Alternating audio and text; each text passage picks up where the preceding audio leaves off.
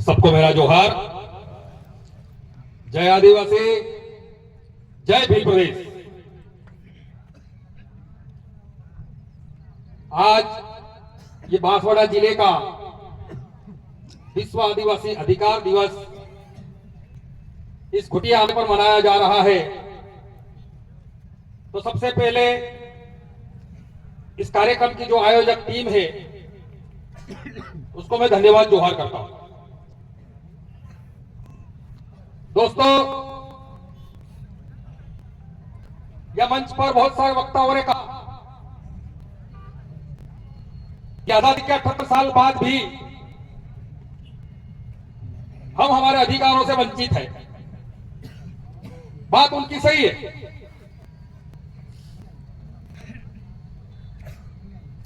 लेकिन हमें यह सोचना पड़ेगा, या तो हमने कभी यह सोचा कि हम हमारे अधिकारों से वंचित क्यों। यहां जो 50 साल के आसपास के लोग बैठे, आपके घर में जो बुजुर्ग हो गए,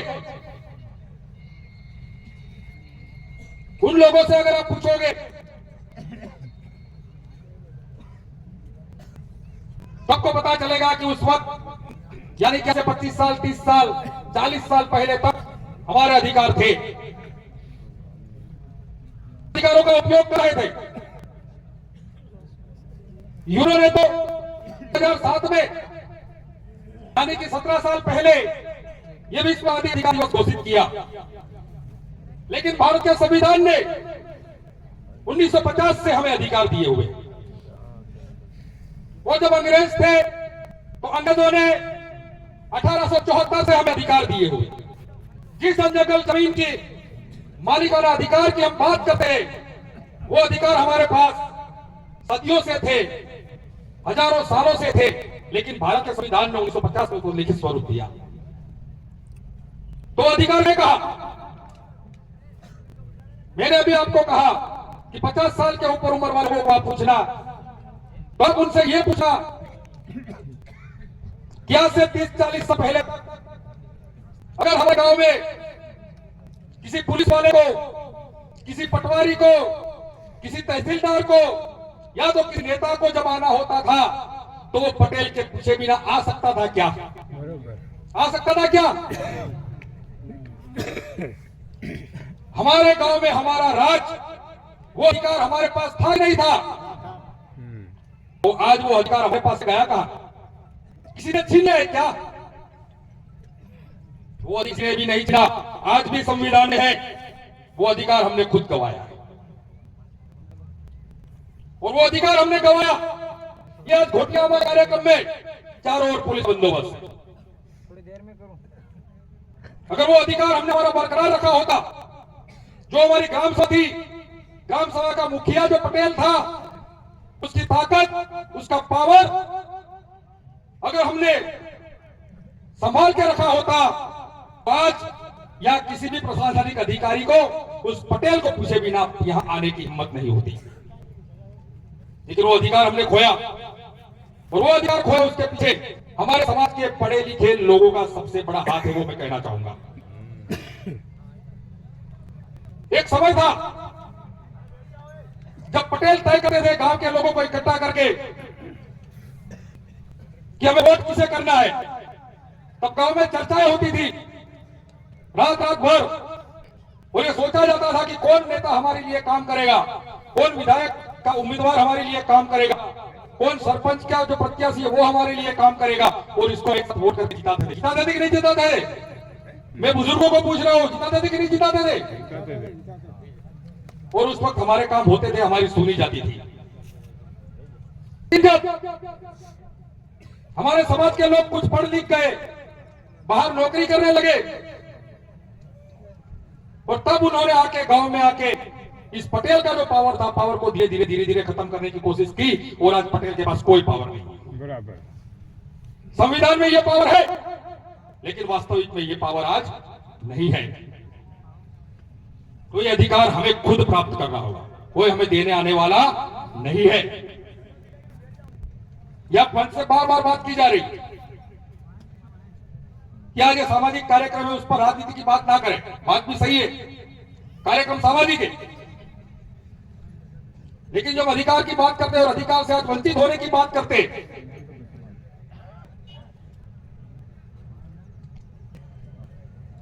तो हमें यह भी सोचना पड़ेगा कि हम अधिकारों से वंचित क्यों। संविधान में सबसे बड़ा अधिकार दिया वो शासन में और प्रशासन में आरक्षण का, प्रतिनिधित्व का। जनसंख्या के अनुपात में हमें शासन में भी आरक्षण मिला है और प्रशासन में भी आरक्षण मिला। और शासन में जो आरक्षण मिला है, यानी कि जिसे हम सरपंच चुनते हैं, विधायक चुनते हैं, सांसद चुनते हैं, और वो अधिकार हमें क्यों दिया गया? क्योंकि वो चुने हुए प्रतिनिधि हमारे अधिकारों की बात विधानसभा या संसद में रखे, सरपंच हमारे अधिकारों की बात करे, और जहां भी आदिवासी अधिकारों का हनन हो रहा है वो रोके। और इतना ही नहीं, हमारे जनप्रतिनिधियों के पास एक दूसरा अधिकारी है। ये दक्षिणी राजस्थान पूरा आदिवासी पट्टा है, लेकिन अगर जोधपुर में या जयपुर में या कोटा में अगर कहीं भी कोई प्रोजेक्ट आता है, कोई योजना बन रही है, और इस योजना का बुरा असर अगर आदिवासियों पर पड़ता है, तो वो रोकने का काम भी उन विधायकों और सांसद का है। वो आज तक किसी ने किया नहीं किया, तो उसके लिए क्या करना पड़ेगा? उसके लिए हमें हमारी पुरानी शासन व्यवस्था वापस लानी पड़ेगी। पिछले साल हमने बिरसा मुंडा के गांव उलीहातू झारखंड से आदिवासी सुरक्षा यात्रा निकाली। हम इसी भी आए थे, इसी लगभग इसी समय, और हम 6 राज्य घूमकर आए। और 6 राज्यों में हमने देखा कि सारे 6 राज्यों के आदिवासियों की समस्याएं एक जैसी, चाहे वो शिक्षा की हो, आरोग्य की हो, चाहे वो अधिकारों की हो, चाहे वो जंगल की हो, जमीन की हो, चाहे वो पानी की हो, जो भी अधिकार है, जो भी समस्या है, वो सारी समस्या एक जैसी। और उसमें एक बात हमने देखी कि उस समस्या की जो जड़ थी, वो जड़ राजनीति थी। और वो राजनीति हमारे लोग हमारी समस्या का समाधान करने में सब ने अपनी जगह पर बैठे रहना। जो भी है बैठे, मेरा प्रतिनिधि आ रहे हैं, व्यवस्था मत बिगाड़ो, सब अपने अपने स्थान पे बैठे रहो। सांसद महोदय हमारे बीच में आ रहे हैं, इसलिए व्यवस्थाएं बिगाड़े, सब अपने अपनी जगह पर बैठे रहे। दादा जो बात बता रहे हैं, बहुत कीमती बात बता रहे हैं, ये गुजरात से आए हैं अपनी बात रखने के लिए, तो कम से कम इनकी बात को सुनिए। तो ये सारी समस्याएं जो हमारी है, उस समस्या की जड़, क्योंकि हमारे राजनीतिक लोगों को जो काम करना चाहिए था, वो काम उन्होंने नहीं किया। अगर उन्होंने ये किया होता, तो आज इस हमारे इलाके में शिक्षा की जो हालत है वो सबसे अच्छी होती, इतनी बुरी ना होती। स्वास्थ्य की जो हालत है वो इतनी बुरी ना होती। हमारे जल जंगल जमीन सलामत होते। हमारे इलाके में जो खनिज निकल रहा है, सुना है बासरा में सोना निकल रहा है, वो जो सोना निकलेगा, उस सोने का हिस्सा हमें भी मिलता। लेकिन आज हम देख रहे हैं कि हमें कुछ नहीं मिल रहा है।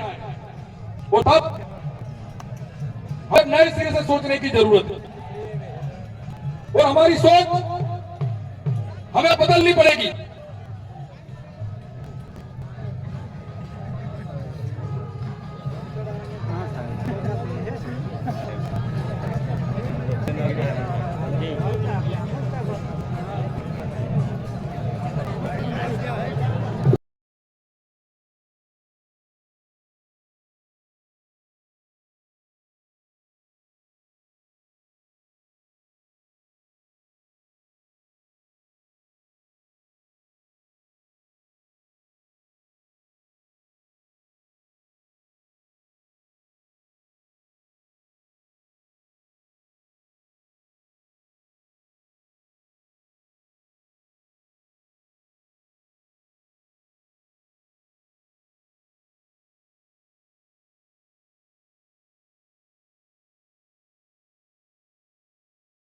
भिल प्रदेश से बात जारी रखे। जोहार साथियों, हमारे भारत आदिवासी टीके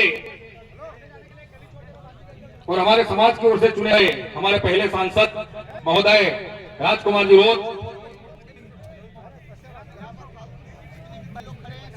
बागीदोरा की 30-25 साल से चलती आ रही सल्तनत को ध्वस्त करने वाले जेकी